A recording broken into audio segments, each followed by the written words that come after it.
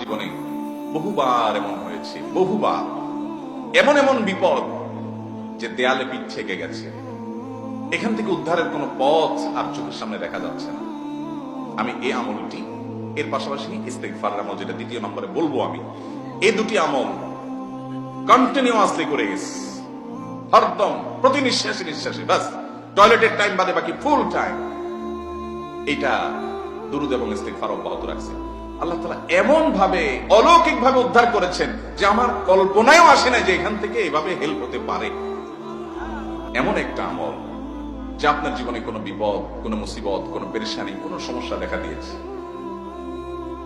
আপনি যদি দুরূদ পড়তে থাকেন, কোনো কিছু মনে আসছে না, মানুষ মনে ছাত্র জিজ্ঞেস করে, ভাই পরীক্ষার হলে পড়া ভুলে গেছে, কি করবো? দুরূদ পড়া শুরু করেন।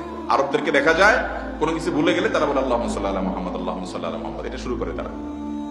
কারণ নবী করিম সাল্লাল্লাহু আলাইহি ওয়াসাল্লাম এর হাদিস থেকে স্পষ্ট ভাবে, একটি নয় বহু হাদিস থেকে প্রমাণিত, যে ব্যক্তি দুরূদটা নিয়মিত পাঠ করবে, সালাত আলা নবীটাকে যে ব্যক্তি আঁকড়ে ধরবে, সব সময় তার মুখ থেকে সালাত সালাত সালাম চলতে থাকে, এই ব্যক্তির সকল গুনাহ আল্লাহ মাফ করে দিবেন, সকল পেরেশানি আল্লাহ তাআলা মুক্ত করে দিবেন।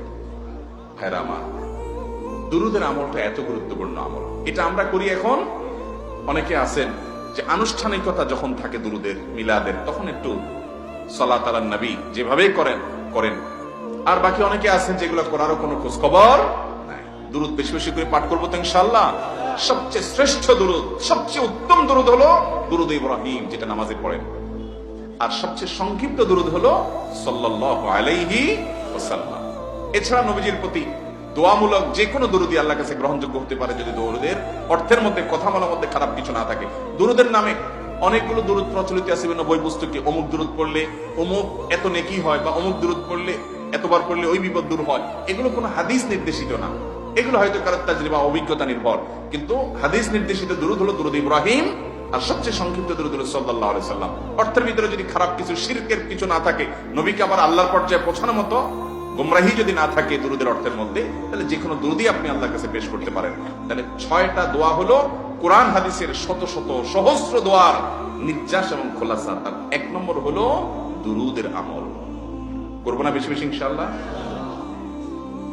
আমার জীবনে বহুবার এমন হয়েছে, বহুবার এমন এমন বিপদ যে দেয়ালে পিঠ থেকে গেছে, এখান থেকে উদ্ধারের কোন পথ আর চোখের সামনে দেখা যাচ্ছে না। আমি এই আমলটি, এর পাশাপাশি ইস্তেগফারের আমল, যেটা দ্বিতীয় নম্বরে বলবো আমি, এই দুটি আমল কন্টিনিউয়াসলি করে গেছি, হরদম প্রতি নিঃশ্বাসে নিঃশ্বাসে, বাস টয়লেটের টাইম বাদে বাকি ফুল টাইম এটা দুরূদ এবং ইস্তেগফার।